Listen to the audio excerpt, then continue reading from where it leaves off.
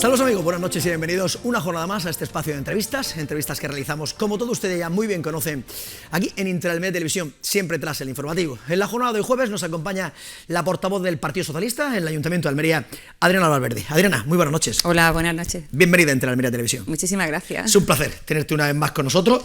Hoy hablaremos de presupuestos, pero el tema que siempre tenemos ahí en boga, y ahora, ojo a lo que se está hablando de una posible cuarta ola en esta pandemia del coronavirus. En la provincia de Almería hoy 158 casos, 4 fallecidos más, ya son 729 las personas que han fallecido, 20 en UCI y 17 hospitalizados más. Sí. Unos datos que parece no acabar. La verdad que son unos datos muy preocupantes, sobre todo cuando estamos viendo los países vecinos nuestros, como está Francia, como está Alemania, y bueno, nos lo están diciendo los expertos, nos lo está diciendo el gobierno, nos lo dice nuestro delegado de salud aquí en Almería. Y parece que, bueno, hacemos oídos sordos. La verdad es que ha llegado la primavera y estamos ya sí, con muchas ganas de salir a la calle, pero la realidad es las cifras sí, de muerte y las cifras de contagio. Y tenemos que ser responsables y seguir cada uno cuidando, protegiéndose, porque al mismo tiempo que nos protegemos nosotros, protegemos a nuestro entorno y cumpliendo con las medidas de distanciamiento y de higiene y demás, ¿no?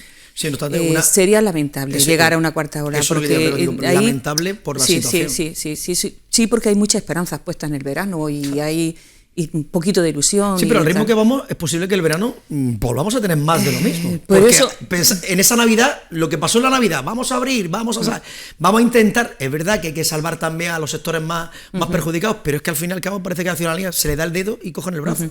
La verdad que va de la mano la economía con la salud, pero hay que primar la salud por encima de la economía, es cierto, pero los datos y todos los indicadores nos llevan que vamos a llegar a esa cuarta ola y es lo que tenemos que evitar entre todos. Hay que evitarlo, porque es que ya será una situación ya tremendo, porque además ahí tenemos las cifras de los impactos económicos, las cifras de desempleo, las cifras de esa pobreza que están sufriendo ya familias que han vivido normalmente, en el sentido que son familias de clase media, que tenían su trabajo, y ahora pues encontramos casos pues como unos que acudieron a nosotros, Carmen y su marido José, están parados y aunque ella tiene limpia en los hogares, pues él no tiene nada y bueno, es muy difícil poder llegar a final de mes y con esta situación sin poder abrir un poquito la economía, que tengamos esa esperanza en el verano, pues la verdad nos hace pues que se presagie lo peor, ¿no? Sí, lo importante sería que llegaran cuantas más vacunas mejor, sí, que nos pudiéramos vacunar lo antes,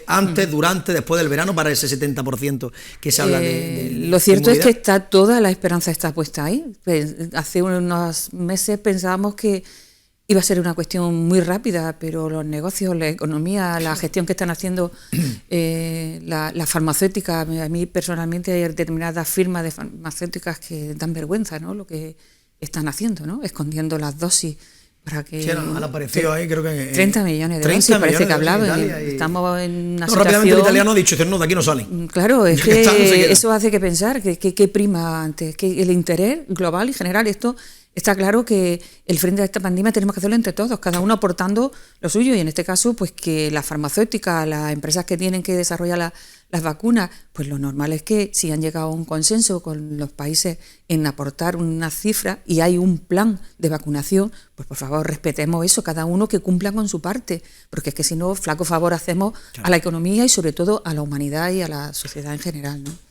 Y esperemos que haya vacunas pronto y de momento pues mucha prudencia, mucha precaución y responsabilidad, sobre todo responsabilidad de todos, porque nos lo jugamos sentido todo. común, que es lo importante. Efectivamente. Adriana, centrándonos en temas municipales, pleno en el Ayuntamiento de Almería, presupuestos, ha sido el Partido Socialista el único que ha votado en contra. ¿Por qué habéis votado en contra de este presupuesto 2021, estos 204,6 millones de euros que asegura el equipo de gobierno para superar la crisis? Bueno, lo primero, tenemos que decir que nosotros partimos de que estábamos abiertos a consensuar, a negociar, a hablar, a escuchar a todos y sobre todo a trabajar por salir de la situación que tenemos y por salir de esa... cifras que tenemos ahora mismo también de desempleo y de ese estado de ánimo, de desánimo que hay en la ciudad. Partimos de que en noviembre nosotros presentamos, a raíz de que oíamos rumores de que ya se estaban hablando entre grupos de la derecha, próximos al equipo de gobierno, sobre presupuesto, hicimos una llamada de atención al alcalde y le pusimos sobre la mesa una serie de medidas que creíamos que era importante tener en cuenta. Y lo que pretendíamos era que las leyesen, por lo menos que las leyesen y viesen qué es lo que estábamos reclamando. Nosotros no pedíamos nada de excepcional, pedíamos simplemente que se gestionase inteligentemente el presupuesto. ¿Por qué? Porque el presupuesto del ayuntamiento, ya después de la liquidación de 2020, es un presupuesto muy débil, porque hemos tenido que hacer frente a unos gastos que ya en su día hablábamos y denunciábamos a primero del año pasado, de que iban a afectar las cuentas y que iban a tener, bueno, pues que nos van a faltar recursos, liquidez. Entonces, lo poco que podíamos gestionar, que se hiciese inteligentemente. Y nosotros partíamos de dos líneas que eran, como digamos, dos líneas rojas. Uno era que hacía falta un plan de empleo municipal y la otra de que se hiciese un plan de lucha contra la pobreza y la exclusión social, pero especialmente la pobreza infantil. Cuando hablamos de pobreza infantil no estábamos hablando de marginalidad, ni hablamos de que las personas están en una situación de abandono total. Estamos hablando de que hay pobreza infantil en las clases medias, pobreza infantil y simplemente con que no puedan acceder a esos medios y esos recursos que se necesitan para llevar una vida normalizada, como son el poder tener acceso a la digitalización. Ahora mismo el tema de la educación de nuestros niños pues, ha estado muy sujeta a cuestiones de telemática y bueno, y sabemos que hay muchas familias que no tienen para un ordenador, pero tampoco para un móvil, pero es que no tienen ni para comprar una barra de pan. Claro. Y por tanto, creíamos que el equipo de gobierno, el ayuntamiento, el alcalde, tenía que hacer ese esfuerzo y diseñar ese plan de empleo. Entre otras cosas, porque tenemos esa situación que he comentado, pero también porque hay un compromiso. Había un compromiso por parte del alcalde en que Almería iba a tener un plan de empleo, el primer plan de empleo municipal, y que por eso rechazaron el plan de empleo de la Junta de Andalucía. Porque hay que poner sobre la mesa que hubo 3 millones de euros o más de 3 millones de euros para hacer un plan municipal o un plan ayudado con subvenciones de la Junta y que se rechazó. Se rechazó. Todavía no sabemos las causas por las cuales se rechazó ese plan, pero lo cierto es que ha habido muchos contratos que se podían haber hecho y ayudas que se podían haber dado a familias que están en una situación muy vulnerable y que no tienen para llegar al final de mes. Las cifras están ahí. Las cifras de paro han incrementado desde el último año ahora en torno a 5.000 parados más, pero es que esas cifras de parados también aumentan nuestras cifras de parados de larga duración. Cuando empezó la pandemia estábamos hablando de parados de larga duración en torno a unos 8.000. Estamos ya en 12.500, 12.300. Es que son esas 4.000 y pico, 5.000 personas que han aumentado las cifras y siguen buscando un empleo y llevan más de un año. Los parados de larga duración llevan más de 12 meses o 18 meses buscando un empleo, de ahí para arriba. Entonces vemos en el análisis de los datos que hay un perfil de almerienses, hombres y mujeres, que superan la cuarentena, 45 años y tal, que suelen ser personas que tienen cargas familiares, o sea, tienen familia a su cargo, dependientes o niños o mayores, y que no tienen ningún recurso. Y también es cierto, y nos llegan, de que han acudido al ayuntamiento a pedir ayuda, a ver qué ayudas tenían o qué subvenciones podían tener que le pudiesen aliviar su situación, porque están acudiendo ahora mismo a los servicios sociales, están acudiendo a la bolsa de alimentos, al banco de alimentos y a Cruz Roja, pues algo que pudiesen salir de esa situación, sobre todo porque lo que quieren es un puesto de trabajo, no quieren vivir de la beneficencia. Y lo que nos traslada es eso, lo que le ofrece el ayuntamiento es formación, es recualificación, y eso para unas personas o una familia de este tipo, como digo, personas de una cuarentena y que tienen la emergencia o la premura de que necesita llevar algo que poner en su mesa y para poder pagar su factura, pues no le soluciona al corto plazo, le solucionará al largo plazo. Y lógicamente, pues eso, por eso nosotros pedíamos ese plan de empleo. Las negociaciones que hemos tenido, tengo que decir que sí es cierto que ha habido 3 reuniones. La primera reunión fue a finales de febrero, nos alegró muchísimo porque entendimos que por fin íbamos a tener un encuentro, llevamos en este mandato ya 2 años y no nos han atendido nunca y presentamos una serie de mociones y tampoco nos las escuchan, pero bueno, creíamos que habían entrado en razón y que ya por fin el alcalde realmente estaba en esa situación, en la colaboración y en la ayuda de todos, porque a la vista de cómo gestionaron el Reactivamente, pues de verdad, creíamos que tenía que la labor que hay que hacer desde el ayuntamiento, ahí tenemos que estar todas las fuerzas políticas. Aquí no hay color político, por mucho que se empeñe el concejal de Economía y Función Pública, de verdad que no, ¿eh? Lo que hay es un conocimiento de la realidad y de la situación que tienen los almerienses y que estamos todos por ayudar. Y que creemos y entendemos que desde el ayuntamiento hay determinadas políticas que, aunque no correspondan al ayuntamiento, sí tenemos el deber y la obligación de hacerlas o de atenderlas, porque son almerienses y son vecinos de nuestra ciudad los que acuden al ayuntamiento a pedir ayuda. Y entonces, pues claro, nosotros, eso fue una línea roja. En la segunda reunión que tuvimos, que fue en marzo, bueno, pues ahí ya el concejal, porque en la primera nos dijo que no conocía de nuestras propuestas, nos sorprendió porque al fin y al cabo las propuestas iban dirigidas al alcalde y a él, que era el que tenía que hacer el presupuesto. Pero bueno, sabemos que nuestras peticiones de información o nuestros escritos que entran en el registro del ayuntamiento, se ve que habrá una mano negra que desaparecen y no llegan donde tiene que llegar. Pero en este caso me sorprendió que con la voluntad que teníamos de llegar a acuerdos, si realmente venía en esa situación también el equipo de gobierno, pues entendíamos que podía venir con algo más preparado. Pero en fin, ahí quedamos en que nos veríamos en otra situación, o sea, otro día, una vez que viese nuestro documento y él nos facilitara también cuál era la información o el documento que estaba elaborando el equipo de gobierno, porque nosotros tampoco conocíamos cuáles eran las líneas que llevaban, ¿no? Y entonces quedamos aplazados a una segunda reunión. En esa segunda reunión nosotros marcamos cuál era nuestra línea roja, esa, y bueno, en este caso el concejal de Economía, pues hablaba un poco de las actuaciones, nos habló un poco de las actuaciones de lo que pretendían ellos hacer.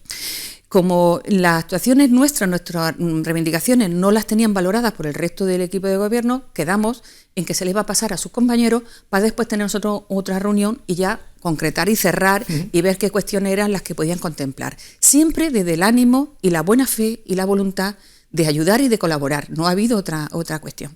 ¿Qué nos pasa el día que quedamos para ya definitivamente cerrar? Moverse. Bueno, pues yo recibo una llamada del concejal a las 10 de la mañana, a las 10 menos 5, diciéndome que el alcalde iba a salir a presentar el presupuesto, que bueno, que no pensara que no íbamos a seguir negociando, que seguíamos negociando, pero que presentaba el presupuesto. Y le dije, bueno, me parece un poco una falta de respeto, ¿no? Porque estamos todavía en la negociación, pero bueno, escucharemos al alcalde a ver qué es lo que dice. Pero es que en esa misma conversación, acto seguido me dice, bueno, aprovecho también te digo que os vamos a enviar la convocatoria para la comisión plenaria de Economía, donde va el presupuesto.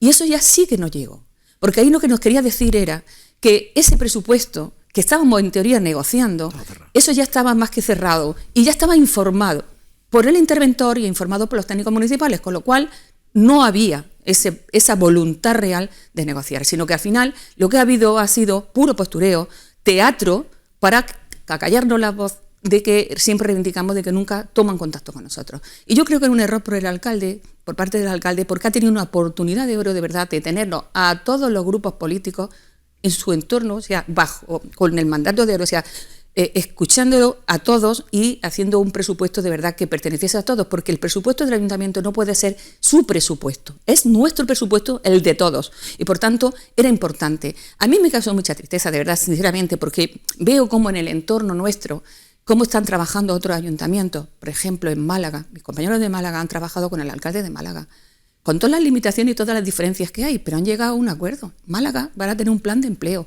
y un plan de lucha, de choque contra esa pobreza infantil que hay. Porque los índices de los indicadores de AROPE, que es los que nos dicen la situación que tiene nuestra sociedad en cuanto al desempleo, en cuanto a esa falta de recursos, dice que los desempleados en Andalucía, un porcentaje elevadísimo, están en situación de riesgo y pobreza, y sobre todo los niños menores de 16 años. Un índice elevadísimo.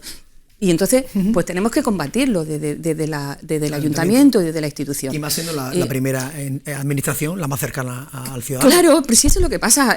Los vecinos, ¿a quién acude? Pues a lo que tiene el cerquita, a su alcalde, a su concejal. Pero digo, yo tuve la oportunidad de entrevistar ayer a Juanjo Alonso, el concejal de Economía, y aseguraba que habían pecado de ingenuos porque esperaban el dinero ingreso por parte del gobierno de España, de Pedro Sánchez.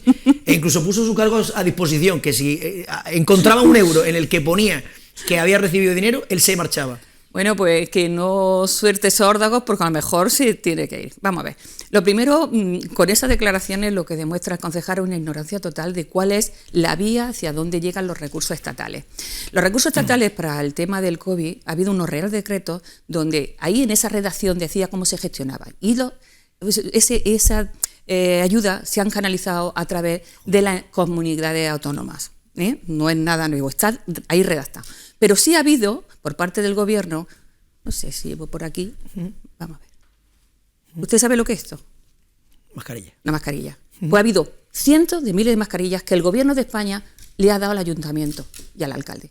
Eso tiene un coste, y ese coste ha llegado al ayuntamiento, por lo cual me parece un poco irresponsable que suelte sórdagos, de verdad, aparte de un cinismo político sorprendente. Porque si realmente estamos todos en voluntad de trabajar, tendríamos que estar colaborando y siendo leales, que lo que tenemos ahora mismo en nuestro país y en el mundo mundial y aquí en nuestro ayuntamiento es una situación muy difícil y tenemos que de verdad, verdaderamente todos trabajar en la misma dirección, en el mismo sentido, no buscar la confrontación, porque nosotros no hemos buscado la confrontación, nosotros lo que estamos viendo es la realidad, hemos analizado el presupuesto, igual que hemos analizado las liquidaciones y las cifras. Los datos están ahí, no lo inventamos. Y por tanto, cuando no hablan de que es un presupuesto social, un presupuesto social, nosotros 15% de atención social, con más de 22 millones de euros. Ojalá fuese así, porque entonces estaríamos hablando de que teníamos unos servicios sociales de calidad, no precariedad, porque ahora mismo tenemos un personal mínimo en los servicios sociales. Es que tenemos ahí las pruebas, los ERACI, claro. Personas de ERACI, del programa de ERACI, hay 11 personas que han dejado ese trabajo porque por las circunstancias que sea, y aquí no se han cubierto. Y el dinero de los ERACI están ahí, y hay una fecha, un cronograma, y hay una actuación y unos objetivos que conseguir. Y va a llegar la fecha de que hay que cerrar y no hemos cumplido el objetivo. Lo malo de eso es que vamos a tener que devolver la subvención. Y cuando hablan del 15% de incremento de políticas sociales, pues yo he mirado y hemos analizado el presupuesto. Si considera el concejal que políticas sociales es comprar una tarima para participación ciudadana o comprar el mobiliario, el equipamiento para el edificio del tercer sector o el equipamiento para el centro de la mujer de Los Molinos, pues bueno, que venga el divino y lo vea, porque yo, la verdad, para nosotros eso no es política social, eso se llama inversión. Y yo creo que el concejal de Economía debería de conocerlo y saber cuáles son. Ahora, si quiere hacernos tontos o quiere engañarnos, pues se equivoca. En cuanto al tema de vivienda, también otra de las críticas que teníais por parte del Partido Socialista, no era una línea roja, pero sí era un comentario que pusiste encima de la mesa. Nosotros las líneas rojas estaban en el plan de empleo y el de lucha contra la pobreza, porque además que van unidos los dos. Si nosotros facilitamos un contrato de trabajo, aunque sea por 6 meses a una familia, sabemos que esa familia, con ese poquito que se le da, vivirá el resto del año hasta que la situación mejore.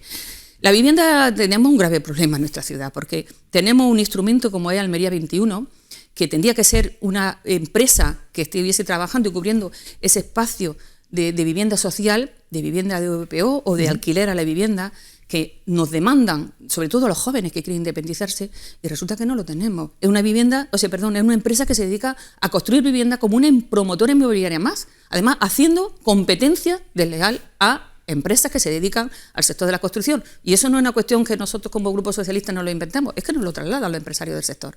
Y por tanto, creemos que una empresa pública que funciona con dinero público y tutorizada por la administración pública debería dedicarse a un fin social. Y aquí no lo están haciendo. Y un ejemplo de ello es ese edificio de realojos que iban a hacer en el barrio Alto. No se ha hecho.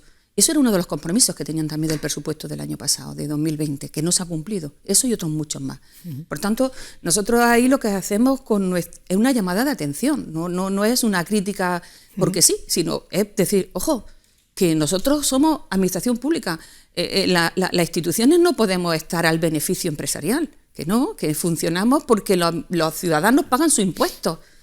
Y si estamos destinando ese dinero a un fin económico o un fin de empresa, de una mercantil al uso, lo que es una empresa, no podemos, no puede ser. Tenía que tener un fin social y ese fin social hay que reorientar las políticas de vivienda de Almería 21, porque además planteamos también hace unos meses una moción donde le pedíamos que, bueno, a la vista del fracaso que es ese plan que hay de ayuda al alquiler de los jóvenes, que todos los años se dibuja una cantidad muy insignificante, porque al fin y al cabo son 80 o 60.000 euros lo que se dibuja en el presupuesto para que los jóvenes puedan un poco compensar los gastos de alquiler, y resulta que todos los años nos sobran más de la mitad, atienden 8 solicitudes o 3 solicitudes. Entonces decidimos, bueno, los jóvenes necesitan tener una vivienda digna donde vivir para poder independizarse, pero también una vivienda que pueda asumir los gastos del alquiler y poder...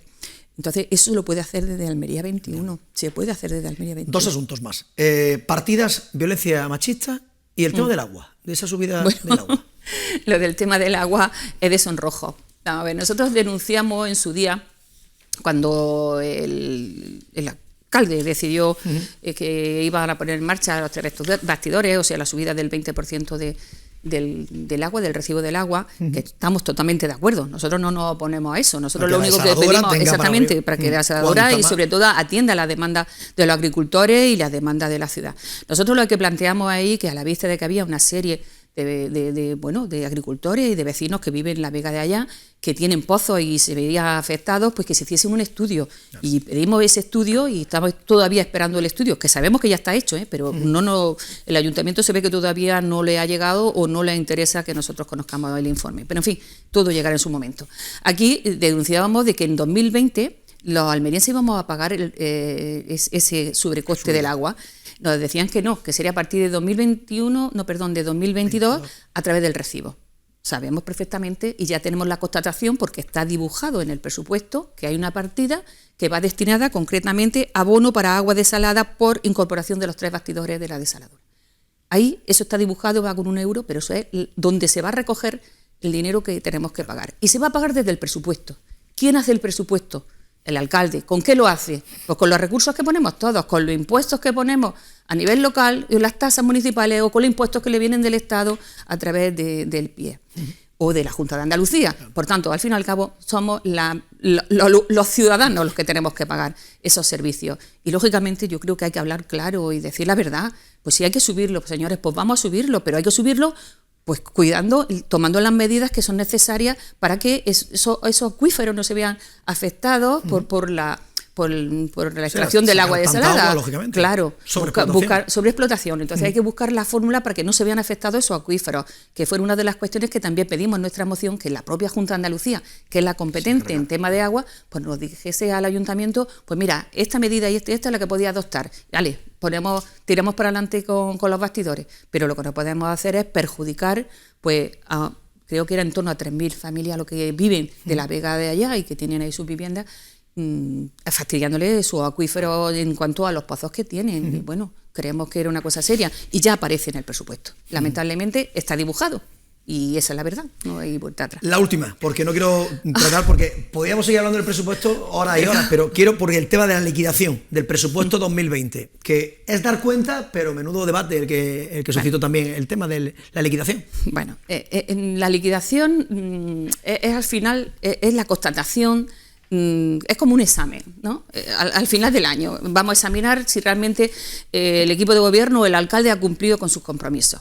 Los compromisos los da el presupuesto y al final del año tenemos la liquidación. ¿Qué es lo que dice la liquidación del año 20? Y esto no lo decimos el Grupo Socialista, ni lo digo yo, lo dicen los datos que están ahí, lo dicen los informes del interventor y lo dicen los informes de los técnicos y la documentación que hay de las cifras.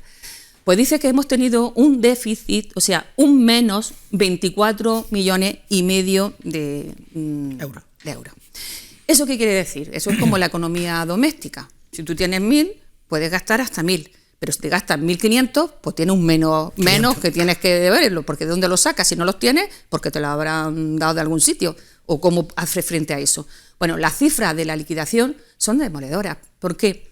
Por un lado, porque se ha producido ese déficit, que viene a consecuencia de algo que nosotros ya advertíamos en la presentación del presupuesto de 2020, y era, ojo, alcalde, que usted no ha dibujado en el presupuesto la sentencia y los compromisos que ya están obligados a atender, porque ya había sentencia en 2019 donde decía que eran sentencias firmes, que eso no había vuelta de atrás, que el ayuntamiento tenía que pagar 22,6 millones de euros por la expropiación de los terrenos del paseo marítimo ahí con sus intereses de demora correspondientes, que estamos hablando en torno a 8 millones de intereses de demora, y bueno, no estaba diseñado, no está diseñado, pues ha habido que hacer el frente, y eso es lo que ha venido a desestabilizar.